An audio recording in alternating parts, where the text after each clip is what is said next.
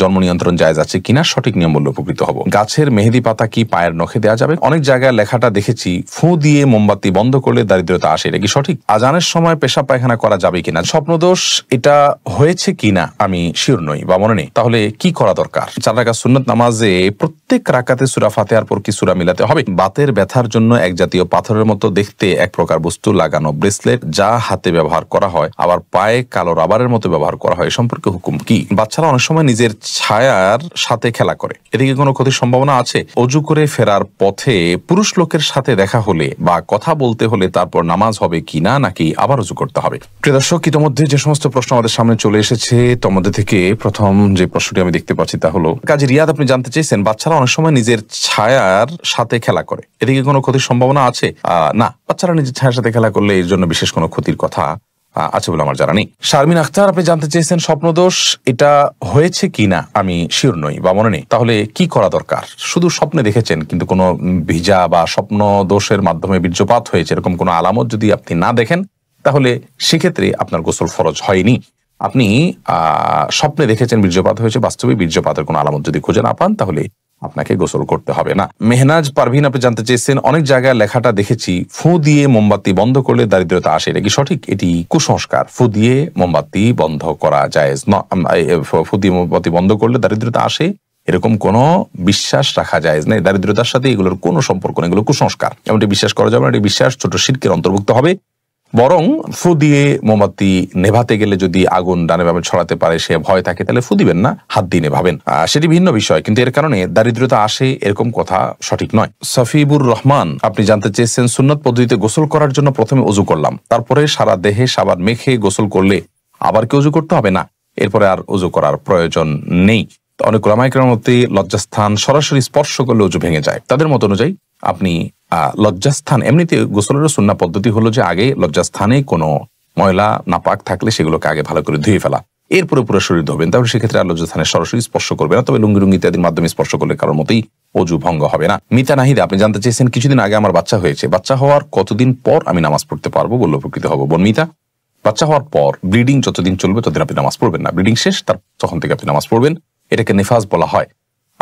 নেফাস বা সন্তান প্রসব পরবর্তী যে ব্লিডিং, এই ব্লিডিং শেষ হয়ে গেলে আপনাকে সালাত আদায় করতে হবে। তবে ব্লিডিং এর সর্বশেষ সীমা হলো 40 দিন। 40 দিন পর্যন্ত যদি ব্লিডিং বন্ধ না হয় তাহলে 40 দিনের পরে ব্লিডিং থাকলেও আপনি সালাত আদায় করবেন। তানিয়া ইসলাম আপনি জানতে চেয়েছেন অজু করে ফেরার পথে পুরুষ লোকের সাথে দেখা হলে বা কথা বলতে হলে তারপর নামাজ হবে কিনা নাকি আবার অজু করতে হবে? না বোন, কোন পুরুষ লোকের সাথে অজু করার পর যদি দেখা হয় বা কথা হয় তাতে আপনার অজু ভঙ্গ হবে না। অজু ভঙ্গ হওয়ার সাথে এর কোনো সম্পর্ক নেই।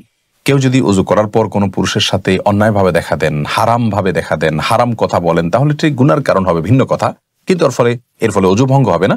অজু ভঙ্গ হওয়ার সাথে অজু ভঙ্গকারী বিষয়গুলোর সম্পর্ক, যেমন অপবিত্র কোনো কিছু শরীর থেকে বের হলো কিনা, ঘুমালেন কিনা, অজু ভঙ্গের কোনো কারণ পাওয়া গেল কিনা, এর সাথে হলো অজু ভঙ্গের সম্পর্ক। সোহেল রানা সুজন আপনি জানতে চেয়েছেন বাতের ব্যথার জন্য এক জাতীয় পাথরের মতো দেখতে এক প্রকার বস্তু লাগানো ব্রেসলেট যা হাতে ব্যবহার করা হয় আবার পায়ে কালো রাবারের মতো ব্যবহার করা হয়, সম্পর্কে হুকুম কি? ভাই সোহেল, এই জাতীয় ব্রেসলেটের কোনো বৈজ্ঞানিক কোনো ব্যাখ্যা আছে কিনা যে এটি মানুষের শরীরে বাতের ব্যথাকে দূর করে? যদি থাকে তাহলে এটি ব্যবহার করা যেতে পারে, এবং যদি বৈজ্ঞানিক কোনো ব্যাখ্যা না থাকে, এর যৌক্তিক কোনো লজিক্যাল কোনো কারণ না থাকে, নিছক এটি একটা ধারণা মানুষের থাকে, তাহলে সেক্ষেত্রে এটি ব্যবহার করা জায়েজ হবে না। আলমগীর হোসেন আপনি জানতে চেয়েছেন স্মৃতিশক্তি বৃদ্ধির জন্য কি কি আমল করতে পারে? স্মৃতিশক্তি বৃদ্ধির জন্য একটি বিশেষ আমলের কথা একটি হাদিসে পাওয়া যায়, বিশেষ সূরা, বিশেষ সংখ্যক বার রাতে 2 রাকাত নামাজ পড়ে। সেই হাদিসটি সনদকে মুহাদ্দিসিন ইকরাম যায়িব বলেছেন। স্মৃতিশক্তি বৃদ্ধির জন্য গুনাহ থেকে বেঁচে থাকা আর স্বাভাবিকভাবে আল্লাহ রাব্বুল আলামিনের কাছে দোয়া করা, এই দুটি বিষয় বিশেষভাবে উল্লেখযোগ্য। আর নির্দিষ্ট করে বিশুদ্ধ হাদিসে স্মৃতিশক্তি বৃদ্ধির জন্য কোনো আমলের কথা বলা হয়েছে বলে আমাদের জানা নেই। তমা আহমেদ জানতে চেয়েছেন আজান দেওয়ার সাথে সাথে নামাজ পড়া যাবে নাকি আজান শেষে পড়তে হবে? আজান যখন চলছে তখনও কেউ চাইলে সালাত আদায় করতে পারে, কোনো অসুবিধা নেই। বিশেষ করে মা বোনদের কথা বলতে পারি, ওয়াক্ত হওয়ার সঙ্গে সঙ্গে তারা সালাত আদায় করবেন। মসজিদে আজান হচ্ছে, আজান শেষ হলেই তাকে সালাত আদায় করতে হবে এমন কোনো বাধ্যবাধকতা নেই। পুরুষরা তো আজান শেষে জামাতের অপেক্ষা করবেন, তারপর সালাত আদায় করবেন। যদি কোনো কারণে তিনি জামাতে শামিল হওয়ার সুযোগ না থাকে, একা একা তাকে পড়তে হয়, তাহলে আজান চলাকালীন সালাত আদায় করলে সালাত হয়ে যাবে। ওসমান গনি আপনি জানতে চাইছেন আজানের সময় পেশাব পায়খানা করা যাবে কিনা? যাবে, কোনো অসুবিধা নেই। আজান হলে ওই সময় পেশাব পায়খানা করা যাবে না বা দুনিয়াবে নির্দিষ্ট কোনো কাজ করা যাবে না, এরকম কোনো কথা কোরআন হাদিসে কোথাও বলা হয়নি। তবে হ্যাঁ, আজান সময় অবশ্যই আপনি আজানের জবাব দেওয়া উত্তম এবং ভালো। যদি পারেন মুখে জবাব দিবেন, আর না দিলেও কোনো গুনাহ হবে না। অর্থাৎ মুয়াজ্জিন যা বলছেন সাথে সাথে তা বলছেন, আপনি এর পাশাপাশি অন্য কোনো কাজ করছেন, তবে হ্যাঁ আপনি টয়লেটে যদি থাকেন সেখানে তো আপনি আল্লাহ নাম নিতে পারবেন না বা নেওয়া উচিত হবে না, যার কারণে আজান জব আপনি সেখানে দিবেন না।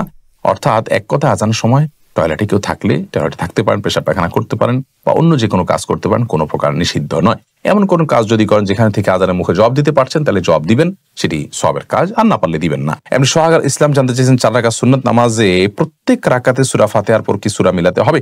সুন্নাত নামাজ হলে প্রত্যেক রাকাতে মিলাবেন। আরিফিন আহমেদ সাগর আপনি জানতে চেয়েছেন চিংড়ি মাছ খাওয়া জায়েজ হবে কিনা? জি, চিংড়ি মাছ খাওয়া জায়েজ আছে। এটাকে অনেক একসময় আমরা মাকরুহ বলতেন, এখন কেউই এটাকে আর মাকরুহ বলেন না, কারণ এটিও এক প্রকারের মাছ, যার কারণে এটি সম্পূর্ণ জায়েজ এবং হালাল। হালিমা বেগম জানতে চেয়েছেন গাছের মেহেদি পাতা কি পায়ের নখে দেওয়া যাবে? কোনো অসুবিধা নেই। অনেকে মনে করেন যে মেহেদি পাতা পায়ে দেওয়া যাবে না, যেটি দাড়িতে দিতে হয়, চুলে দিতে হয়, এমন কোনো কথা নেই।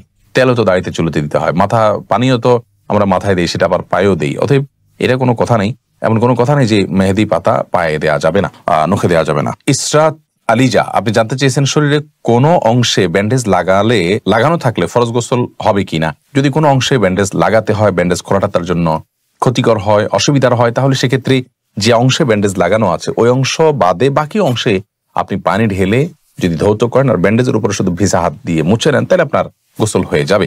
আর যদি ব্যান্ডেজটা এরকম জায়গায় হয়, কথার কথা পেটে বড় করে ব্যান্ডেজ আছে, তাহলে সেক্ষেত্রে আপনি উপরের অংশে কোনোভাবে পানি দিতে পারছেন না, দিলেই ব্যান্ডেজ ভিজে যাবে, তাহলে সেক্ষেত্রে আপনি অবশ্যই তায়াম্মুম করে সালাত আদায় করতে পারবেন। যে প্রশ্নে আমি দেখতে পাচ্ছি নাসরিন আক্তার চাঁদনী আপনি জানতে চেয়েছেন সোনা দিয়ে কি দেনমোহর শোধ করা যায়? যে কোনো কিছু দিয়েই দেনমোহর শোধ করা যেতে পারে। শাহান রাফসান আপনি জানতে চেয়েছেন নামাজের মধ্যে মুখে যদি দাঁতের ভেতর থেকে কোনো কিছু খাবার বের হয় তাহলে কি নামাজ হবে? সামান্য যদি কণা টনা জাতীয় হয় কোনো অসুবিধা নেই, তাতে নামাজ হয়ে যাবে। দাঁতের মধ্যে কণা ছাড়া তো আর বড় কিছু থাকার কথাও নয়, অতএব এটা জায়েজ হবে ইনশাআল্লাহ। হ্যাঁ, যদি মুখের ভিতরে কোনো খাবার রেখে আপনি নামাজ দাঁড়িয়ে যান আর ওটা খেতে খেতে নামাজ পড়েন, আপনি গিলেন খান, তাহলে তো আপনার নামাজ হবে না। মেহেরুন রিয়া আপনি জানতে চেয়েছেন দেনমোহর যদি না নেওয়া হয় তাহলে কি কিছু হবে?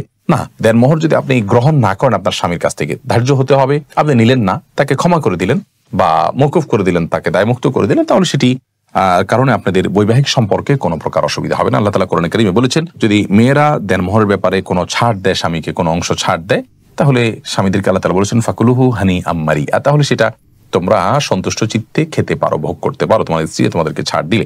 এমনি মাহবুবুর রহমান জানতেছেন ইকামতের সময় মুসল্লিরা কখন দাঁড়াতে হবে? ইকামতের সময় মুসল্লিদের নির্দিষ্ট কোনো বাধ্য করে দেওয়া হয়নি যে এই সময় দাঁড়াতে হবে। আমরা অনেকে মনে করি যে কদ কামাতিস সালাহ বললে তখন দাঁড়াতে হবে, অথবা হাইয়া আলাস সালাহ হায়াল ফালাহ বললে তখন দাঁড়াতে হবে, এরকম কোনো কিছু কিন্তু আবশ্যক নয়। ইকামতের শুরুতে বা মাঝে যে কোনো পর্যায়ে মুসল্লি দাঁড়াতে পারবেন। মোহাম্মদ আবু জাহেদ আপনি জানতে চেয়েছেন জন্ম নিয়ন্ত্রণ জায়েজ আছে কিনা? সঠিক নিয়ম বললে উপকৃত হব। জন্ম নিয়ন্ত্রণ করা ইসলামের শরীয়তের দৃষ্টিকোণ থেকে জায়েজ রয়েছে দুটি শর্ত সাপেক্ষে।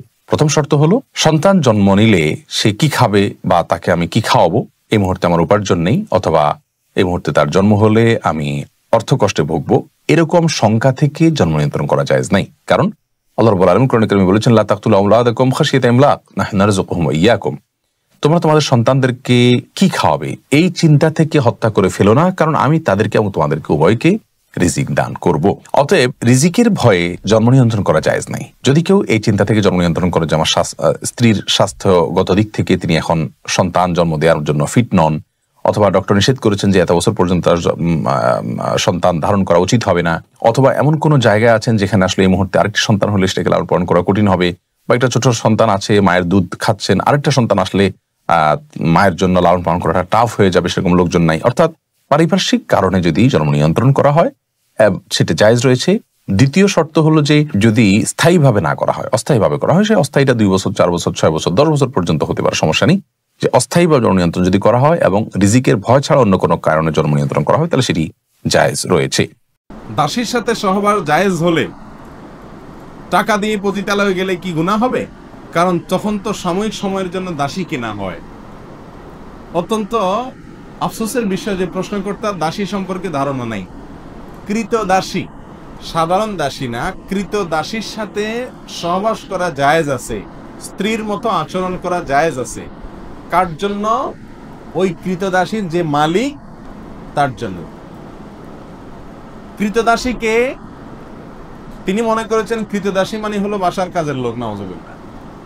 কৃতদাসী হলো যুদ্ধের পরে, মনে করেন মুসলিমদের সাথে অমুসলিমদের যুদ্ধ হলো, সেই যুদ্ধের পরে পরাজিত যারা, তাদের মধ্য থেকে যারা বন্দী হয়ে চলে আসছে, যুদ্ধবন্দী, এদের মধ্যে পুরুষদেরকে বলা হয় কৃতদাস, আর মেয়েদেরকে বলা হয় কৃত দাসী।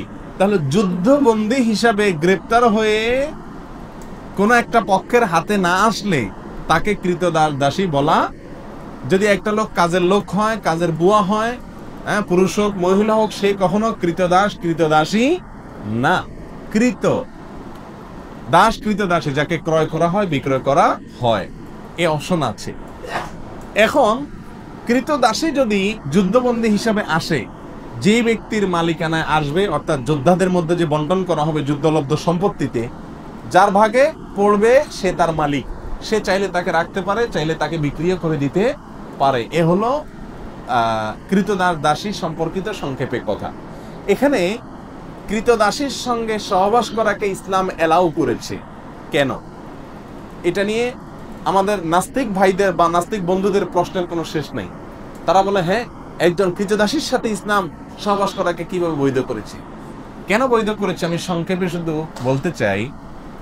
মনে করুন বাংলাদেশে মানুষের সাথে অন্য কোনো দেশের মানুষের যুদ্ধ হলো, যুদ্ধে যারা গ্রেপ্তার হয়ে বাংলাদেশের মানুষের কাছে চলে আসলো, তাদেরকে যদি পরাজিত শক্তি যারা, তারা তাদের যুদ্ধবন্দীদেরকে নেওয়ার জন্য কোনো চুক্তিতে আসতে পারলো না, যে কোনো ভাবে নিতে পারলো না, ফেরত নিতে পারলো না, এখন এই লোকগুলা যুদ্ধবন্দী হিসাবে যাদের হাতে আছে তাদের কাছে কিভাবে থাকবে? ছেলেদেরটা তো যেমন তেমন কাজ কাম করলো, সমস্যা নেই। মেয়েরা তো বাসা বাড়িতে থাকবে। তাহলে এই মেয়েটা বাসা বাড়িতে থাকলে তার নিরাপত্তার কোনো রাস্তা আছে? কোনো রাস্তা নেই। একজন নিরীহ মেয়ে যদি আপনার বাসায় থাকে, আপনার ভেতরকার পশুত্ব তার প্রতি হামলে পড়ার জন্য আপনাকে প্ররোচিত করবে কি করবে না, এটা হলো ন্যাচারাল বিষয়। এটাকে অস্বীকার করার কোনো সুযোগ নেই, এটা বাস্তবতা। এই জন্য ইসলাম বিধান রেখেছে যে ওই ব্যক্তি যিনি সেই কৃতদাসীটাকে পাবেন, তার ভাগে বন্টন করা হবে, তাকে দেওয়া হবে রাষ্ট্রপ্রধানের পক্ষ থেকে, সেই ব্যক্তির স্ত্রীর মতো হয়ে যাবে। এই কৃতদাসী তার জন্য কি হয়ে যাবে? স্ত্রীর মতো হলে তার সন্তান, তার ভাই, তার অন্য কোনো লোক তার দিকে লোলুপ দৃষ্টিতে তাকাবার কোনো স্কোপ থাকবে না। এটা হলো তার জন্য এক ধরনের নিরাপত্তা নিশ্চিত করা। আমি কি বুঝাতে পারছি? এই লোকটা যদি তাকে বিক্রি করে দেয়, কেমন যেন একজন মেয়েকে তালাক দিয়ে আরেক জায়গায় বিয়ে দেওয়ার মতো। তখন যিনি কিনলেন ওই ব্যক্তি তার জন্য ওই প্রথম ব্যক্তির মতো স্বামীর জায়গায় থাকবে। শুধু তাই নয়, ইসলামী শরিয়ার বিধান হলো এই মহিলা থেকে যদি কোনো বাচ্চা হয় ওই ব্যক্তির, তাহলে সেই বাচ্চা হওয়ার সঙ্গে সঙ্গে এই মহিলা চিরকালের জন্য সাধারণ কৃতদাসীর নাম থেকে বের হয়ে যাবে। অর্থাৎ এই মহিলাকে আর সে চাইলে আপনার কি করতে পারবে না, বিক্রি করতে পারবে না। তাহলে কৃতদাসী এক জিনিস আর কাজের বুয়া আরেক জিনিস। আপনি কৃতদাসীর সাথে সহবাস করা যায় সেজন্য পতিতালয়ে যাওয়াকে জায়েজ বলবেন, এটা মূর্খতা ছাড়ার কিছু না। আল্লাহ তাআলা হেফাজত করুন।